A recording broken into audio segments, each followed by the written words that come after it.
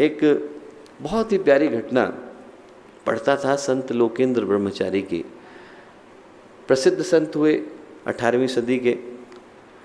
उनके जो गुरु थे वो 150 वर्ष के थे और वो 6 वर्ष की उम्र में दोनों को, लोकेंद्र ब्रह्मचारी जी को और उनके भाई को, अपने साथ साधना कराने के लिए ले गए।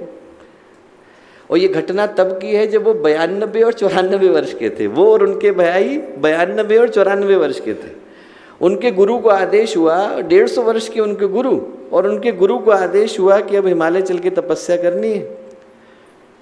तो उनके मन में सबसे पहली चिंता क्या हुई, मेरे बच्चों की देखभाल कौन करेगा। बच्चे कौन, 92 और 94 वर्ष के सिद्ध संत।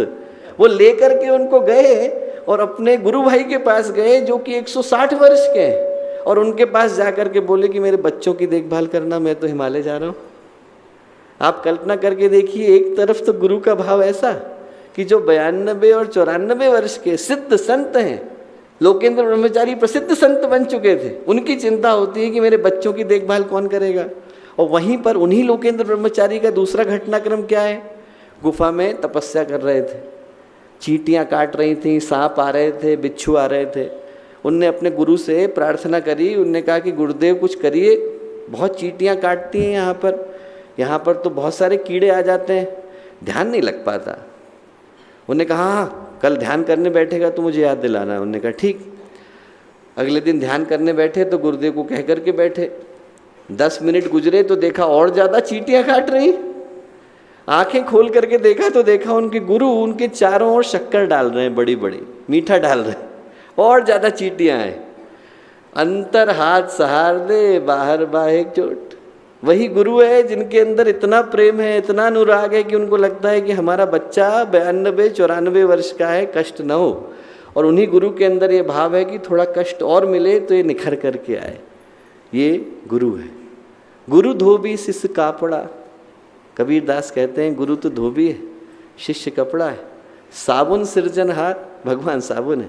सुरत शिला पर धोइए, निकले ज्योति अपार। जब बार बार पीटा जाता है तब अंदर से ज्योति निकल करके आती है। वो परिष्कार की प्रक्रिया, वो सुधार की प्रक्रिया, वो अपने आप को गढ़ने की प्रक्रिया, बार बार जितना व्यक्ति संघर्ष से निकलता है, जितना प्रतिकूलताओं से निकलता है, जितना परेशानियों से निकलता है, उतना ही ज़्यादा वो निखर करके आता है, उतनी ही ज़्यादा चमक निकल करके आती है। जो तपस्या का आधार है वो यही परिष्कार है, वो यही कठिनाइयों का पथ है। सप्तम नाथ हुए नालंदा विश्वविद्यालय के कुलपति थे। उनका जो सबसे प्रिय शिष्य था वो उस राज्य का राजकुमार था। एक दिन जंगल में घूमने के लिए निकले तो एक जगह पर बड़ी कटीली सी डंडी पड़ी थी लंबी।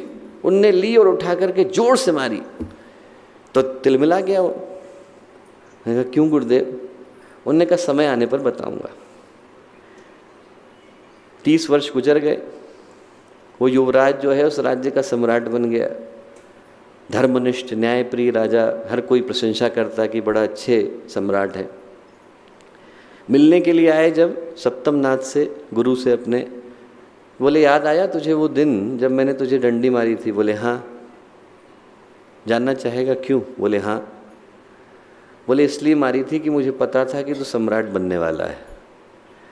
तुझे यदि ये याद रहा कि किसी निरपराध को यदि मारा जाए तो जो कष्ट उसको होता है वो कष्ट उसको देना नहीं है, तो तू सम्राट बन पाएगा।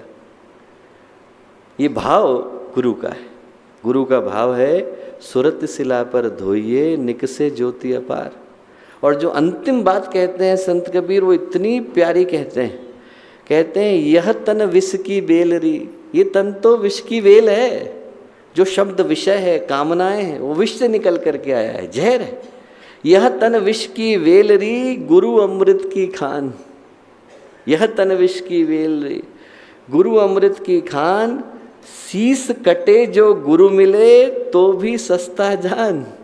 सिर कटा करके भी यदि गुरुदेव मिल जाते हैं तो भी सस्ता सौदा है।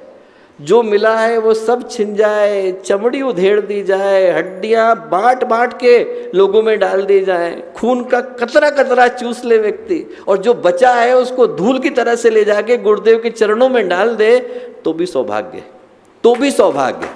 यदि वो सब कुछ मिला, जो भी कुछ मिला वो छीन लिया जाए और गुरुदेव के साथ दोबारा बैठने का अवसर मिल जाए तो एक तरफ है दोस्तों। वो सौभाग्य हम लोगों को मिला ऐसे समय में जब व्यक्ति सद्गुरु का मूल्य समझ नहीं पाता, ऐसे समय में जब ये महसूस नहीं होता कि सद्गुरु कौन है। सद्गुरु वो हैं जिनसे जुड़ते ही चेतना का, चिंतन का, व्यवहार का, आचरण का, व्यक्तित्व का रूपांतरण शुरू हो जाता है। पारस के पत्थर हैं वो, लोहा भी छुएगा तो सोना बन जाएगा। उनसे जुड़ते से ही व्यक्ति के जीवन में परिमार्जन का होना सुनिश्चित हो जाता है। व्यक्ति उनसे जुड़ेगा तो वो जुड़ना ही साधना बन जाता है। उनके लिखे को पढ़ना ही स्वाध्याय है, उनके कहे को करने का नाम ही अध्यात्म है, और उनके पैरों को छू लेने का नाम ही तीर्थ यात्रा है।